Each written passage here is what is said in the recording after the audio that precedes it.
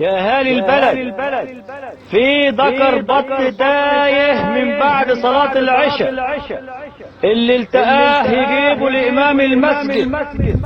الذكر رايح صباحية العريس. يا أهالي البلد، في ذكر بط تايه من بعد صلاة العشاء، اللي التقاه يجيبه عند إمام المسجد.